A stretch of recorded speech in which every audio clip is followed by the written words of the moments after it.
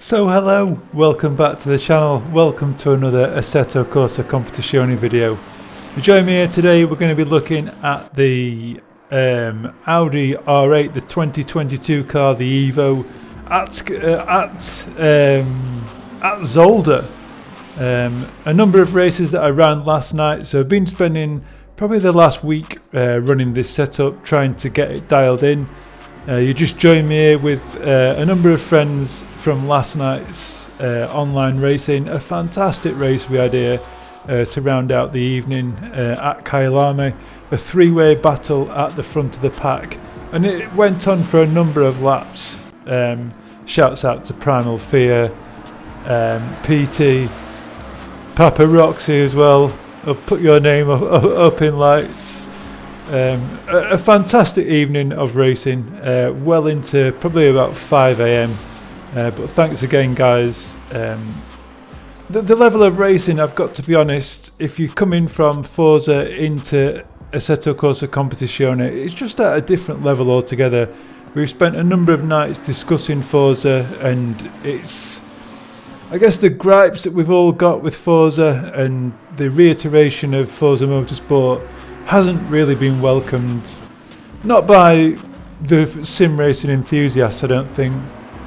Maybe you've got old Forza franchise fans that have come to the game and they're still sort of trying to keep it alive, but we really did expect a lot from Forza Motorsport, and I think if earlier versions of the game are anything to go by, it always seems to fail at the last hurdle. There's always so many promises with Forza Motorsport, and it really just doesn't deliver.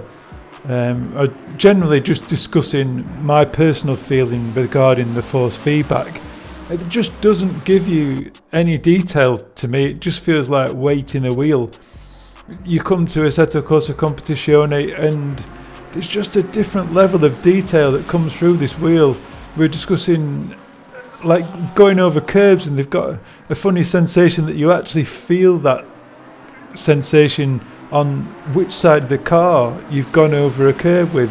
Just that level of detail isn't in Forza Motorsport, and unfortunately Primal Fear there just giving up on that corner, just losing the rear and bringing a great battle to an end. But let's get into the video. Let's have a look over this setup in the Audi, and let's try and make a few steps towards getting into the 129s. We've got a huge track temperature that I was running this 129s at, so I will be surprised to see what sort of lap time I'm setting at Zolder in something that's a little bit more realistic. We can see there on the screen of 128.7 from a previous outing. I don't think that's using the current version of the setup that I'm actually running, but we'll take a quick look at the weather conditions that I'm using for this session. So those are the weather settings, and let's get into this setup. I'll just stick my gloves on. So yeah, we're here in the Audi, a beautiful interior. I hope you're enjoying these new videos. So let's get into this setup. So coming from the standard setup into this meta setup, and I think I was running this test 2 last night. So you can see the 3rd of December, I think that was at the end of the night, a 29.1 at 41 degrees Celsius with 40 litres of fuel on board. So just increasing the tow, not absolutely maxed out. A lot of weight in the wheel, to be honest, with the caster set so high as well. But just running, I think I actually lowered the force feedback on the wheel. I'm just going to do that now because I was finishing off driving the Ferrari last night. So I've just dropped it from 90 to 46. Traction control is going to be 5, and then we're going to flick from 5 to 1. There is such a huge difference when you come off the corner and you drop the traction control to 1. This thing just absolutely accelerates. But it really does eat the tyres. It really does feel like at the end of a 20-minute session, you really are destroying the tyres, despite setting my fastest lap on the last lap. So just drop that. We've not got any data there. Obviously we're trying to make the front of the car a little bit stiffer to try and get some more rear grip. Dropping the rear of the car to try and stop some of the rotation, especially through the high speed corners. Again, running very similar to this Meta setup, absolutely maxed out, but I've just dropped them a tiny bit and added a little bit of bump. Obviously we've got the chicane section, we've got a lot of undulation through the back end of the circuit, and then just raising the car a little bit to try and cope with some of these curbs. But absolutely maxed out on the wing settings, and these brake ducts I'm probably just going to drop them because the temperature difference, we dropped nearly 10 degrees of temperature, so I'm just going to close those out a little bit to try and get some temperature in the tyres. And I probably will just add a little bit of PSI as well. I'll just do 4 clicks on each tyre for now and see where that gets us.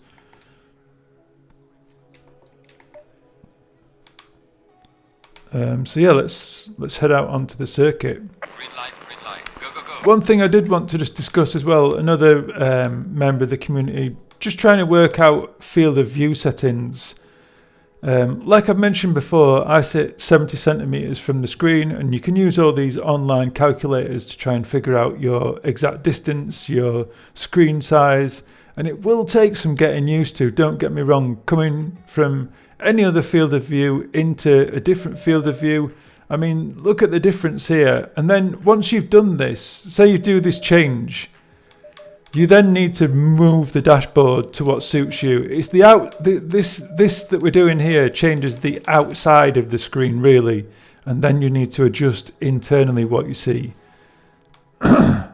So yeah, never just adjust that and then go with it. Change the inside as well.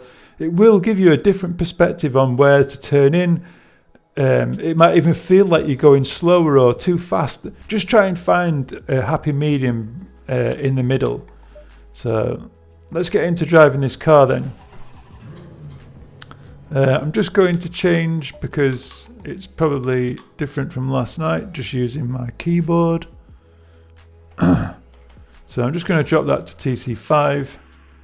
And you can see there, I did try a different setting on my dampers last night, and I really didn't prefer it, to be honest. I do like a little bit of dampness going on through the wheel to stop any sort of oscillation down the straights. So yeah, let's turn a lap. I'll just give myself a bit of volume. I'll just try and point out a few things as we go around this lap. I might even just include a lap if I don't get time, just to post something representative. But we'll see what we get out of the car through this lap. So I'd probably be in traction control 1 all the way through here. Little touch of brake pedal, dropping down to 3rd. Much closer to the apex there, a very long way off the corner. Up into 5th. At the lamppost just after the 100-yard board, braking all the way down to 2nd. Really throw the car in. You can touch a tiny bit of that inside curb, but you really don't want to be touching that 2nd curb at all. Back to TC1, up and over the hill, down where everything starts getting a different colour on the tarmac. We're braking. We're trying to clip this inside curb, and we're trying to run over the middle of these sleeping policemen. A little squeeze of acceleration into 2nd gear, drop to TC1. For the exit, stay in TC1 all the way through here, trying to clip that inside curb. Up and over the hill, and a very awkward braking position. It's somewhere between the 50-yard marker in that board, or the 100-yard marker in the board. Accelerating out, keeping the car as straight as we can under acceleration.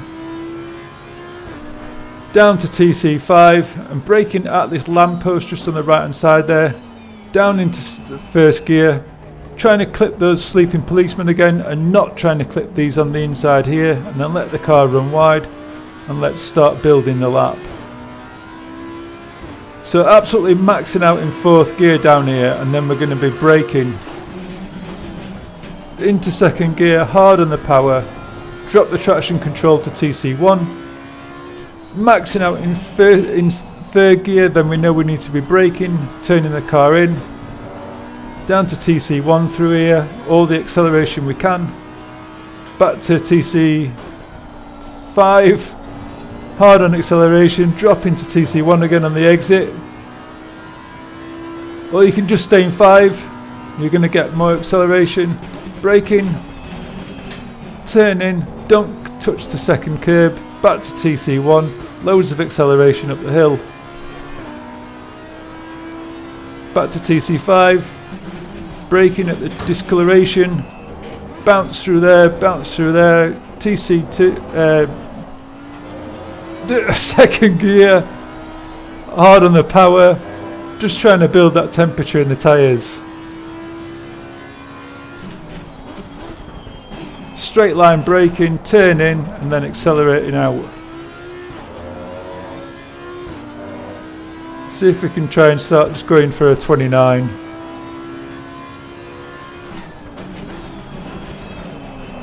Just getting that temperature and then brakes. Don't touch those inside curbs because it just unsettles the car and you don't get good acceleration. TC5. Trying to go over this inside curb.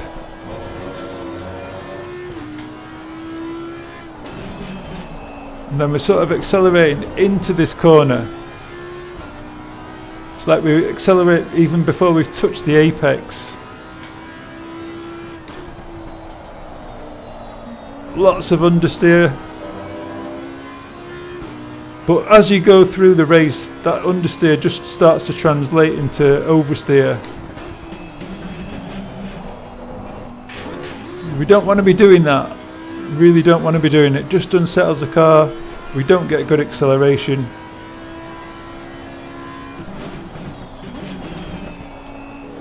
I sometimes feel the Audi has a tendency to not want to come down through the gears, whereas the Ferrari will drop through the gears quite happily. Sometimes you go for a gear shift in the Audi and it really doesn't want to come down.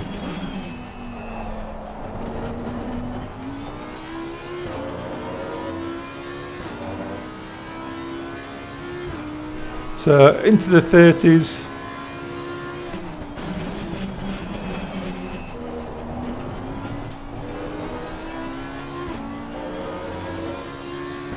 So a long way off where we want to be really.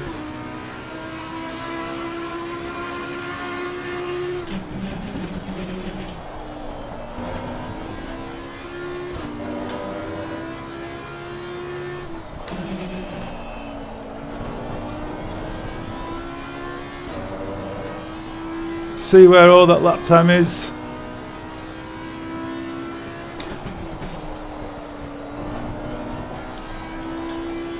Just as we flick to TC1, you just feel the car rotate more.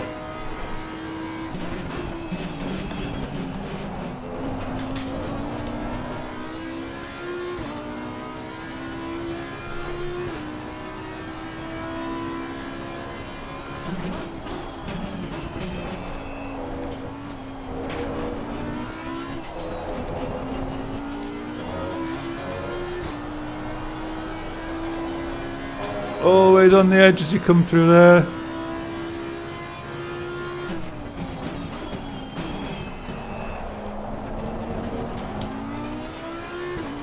So I had a number of races in this car last night. Managed to pick first place up probably 3 races in a row.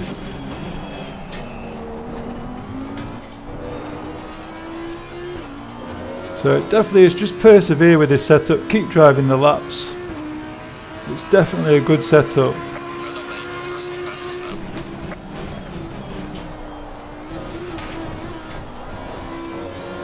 Always trying to cut that inside corner.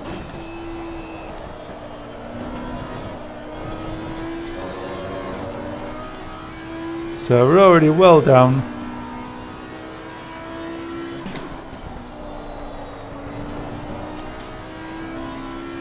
Just using all that circuit.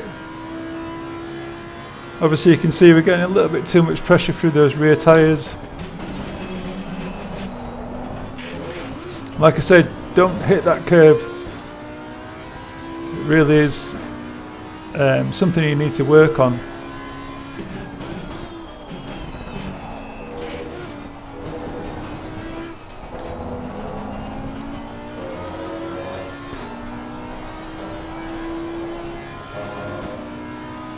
But you could just stay in TC5 if you don't want to keep changing.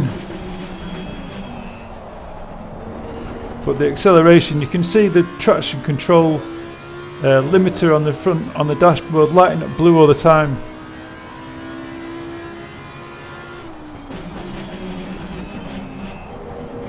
See the ABS. So as soon as I disengage that traction control and I drop to TC1, just feel the car just accelerate.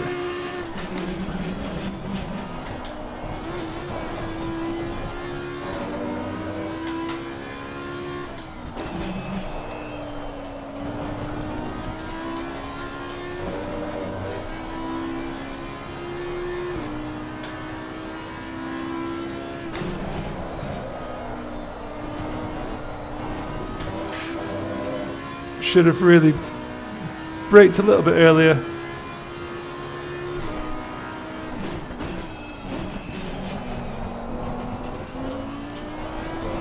Oh, definitely on the edge.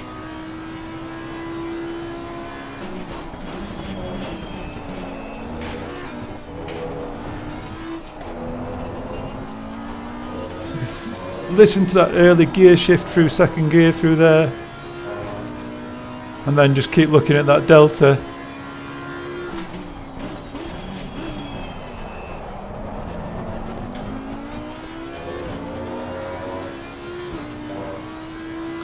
So yeah, I definitely need to just adjust those tyre pressures. I'm not even going to go for another lap because we're probably just going to run out of fuel.